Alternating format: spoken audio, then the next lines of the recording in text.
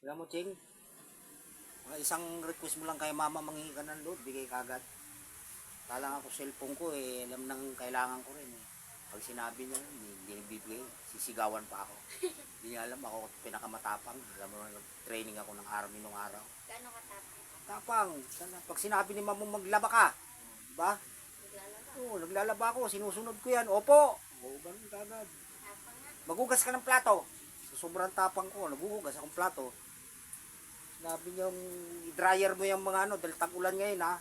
Opo, o yun, sobrang tapang ko, sinusunod ko. Tapos pag nag-request ka ng mama mo load, binibigyan ka kagad. Ako, ma, load mo yung cellphone ko ma, kailangan ko eh. Mamaya na pag-uwi ko. Ganun pa, oh. Galit pa, galit. Sobrang tapang ko, sinusunod ko. Ganyan ang kalupit. Sana, Eh, kaya lang, yung nakit ko, palakasan yata dito sa munting tahanan natin. Mas malakas kaya yata kay mama eh. Malakas ako kay No, mama. kita mo, paglalaba mo, binigyan ka pa panload. Eh, alam niyo naman, failure ako ngayon. Pero okay lang, mas matapang ako kay mama mo eh, kasi nagsundalo ako eh. Gaano katapang? Oo, kita sabi niya, pag uwi ko kailangan may ulam at saka sinaing na. Opo, Sinain na. oh, may sinaing na, sinusunod ko yan, kasi mas matapang ako eh.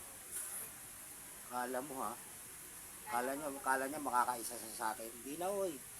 Ano? Hindi pala. Hindi ha. Ang paglalaba mo, binigyan ka. Ikaw maglaba ngayon yan. Ikaw inutusan eh, dahil binigyan ka ng load eh.